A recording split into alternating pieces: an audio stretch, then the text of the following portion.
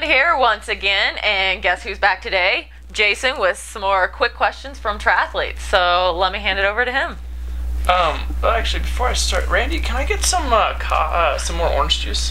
He just wants to be like me. Orange juice is the way to go. So good. But I don't even want to wait. I gotta jump into these. So my first question is, do you use caffeine during races, and how would you recommend someone to start using caffeine? Ironic question there, since he just gave up his caffeine in that coffee cup. As far as myself, I am caffeine free pretty much 99% of the time. I use it on race day and during key training sessions when I'm trying out my nutrition plan for a race. So in order to get the effect of caffeine, which has definitely been shown to work, you've got to be caffeine free for 7 to 10 days. Actually, the longer the better. Then you're going to get the simulated effect during race. So the recommended amount is 5 to 6 milligrams per kilogram of body weight. So for somebody like myself, I'm about 56, 58 kilograms. So do that quick math. I'm going to get 290 to 350 milligrams of caffeine during the race. And I mainly take those in gels. So Power Bar, there you go. I use Power Bar gels with 25 or 50 milligrams in them, usually taking one with caffeine, 1 per hour. So figure out your amount and then divide it out. And you don't want to be taking too much or you're going to be running to the porta potty. Well, thank you for that information. Thank you, Randy. You're a sweetheart.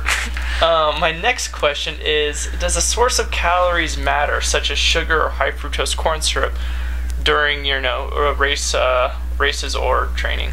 All right, your source of calories and fuel definitely matters.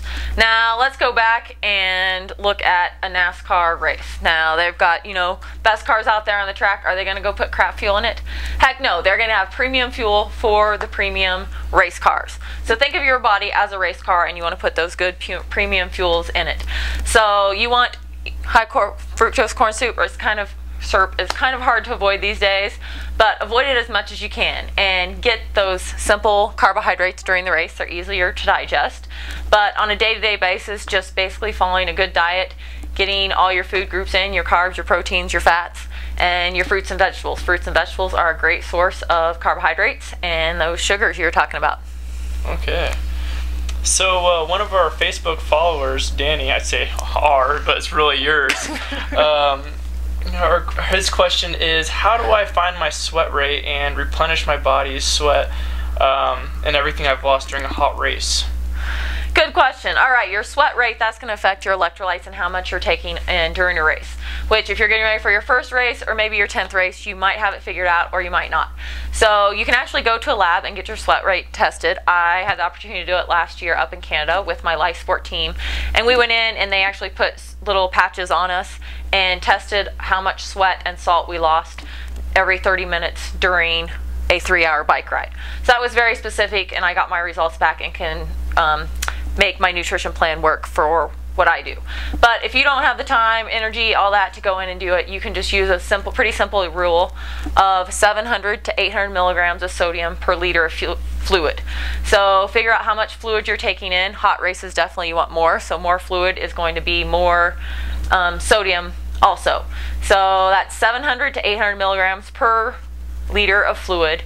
And then if you know that you're a heavy sweater and have a lot of salt that comes out on your clothes, you're going to want maybe a little bit extra there on tap. So you can bump that up to 1,000 milligrams an hour. And that should do it for you. Okay, well, thank you very much. Thanks. Thanks to everybody for tuning in. We'll see you next week. Bye-bye.